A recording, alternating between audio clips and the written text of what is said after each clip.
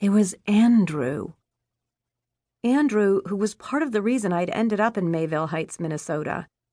Andrew, who I'd once thought I was going to spend the rest of my life with in Boston, until we had a fight and he went off on a fishing trip with his friends and came home married to a waitress from a 50s-themed diner. What are you doing here?" I stammered. "I came to see you," he said. He gave me that smile my friend Lise back in Boston always said would melt the elastic in your underpants. "I don't understand." I'd been living in Mayville Heights for a year and a half. Why was he here now? "What do you want?" My hair was coming out of its ponytail. I pulled off the elastic and shook it loose. He shrugged. "I want you." "I'm serious, Andrew." It was late and I was exhausted. I didn't want to play word games. "So am I." He gestured at my arm. "What happened?" Hercules had stopped hissing, but both cats had moved in front of me so Andrew couldn't get any closer without tripping over them. "It's not a big deal. I wrenched my shoulder. The sling is just to keep me from using it for a day or two." Andrew was studying me, his green eyes serious. I wondered what he was thinking. My hair was longer, and I was a little thinner because I walked so much. I probably looked rumpled and sweaty and tired. That was certainly how I felt. He looked good.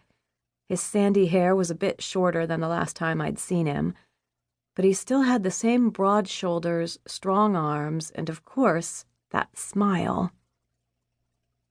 "So you're all right?" I nodded. "I'm fine." "Andrew, what are you doing here?" I'd spoken to him exactly one time since I came to Mayville Heights, and then only because I'd needed his help when it looked as though Maggie might be a suspect in a murder investigation, another one of Marcus's cases. I suddenly remembered the rocking chair. It was still sitting in front of the back steps. "Was that here when you got here?" I asked before Andrew could answer my first question. He nodded. "It's a nice piece. Where'd you get it?" Marcus had done a beautiful job. The seat in the back of the rocker had been reupholstered with what looked to be black leather, and I was guessing the finish on the wood was walnut. "A friend of mine was clearing out an old house," I said. Hercules seemed to decide then that he was tired of all the talking. He stalked around Andrew, climbed the steps, and meowed loudly at the porch door. The end of his tail was twitching, a sure sign that he was annoyed. At least he hadn't done what he usually did, walked directly through the heavy wooden door. "Are the cats yours?" I nodded and pointed from one to the other. "The gray tabby is Owen, and that's Hercules at the door." Owen made a low murp at the sound of his name.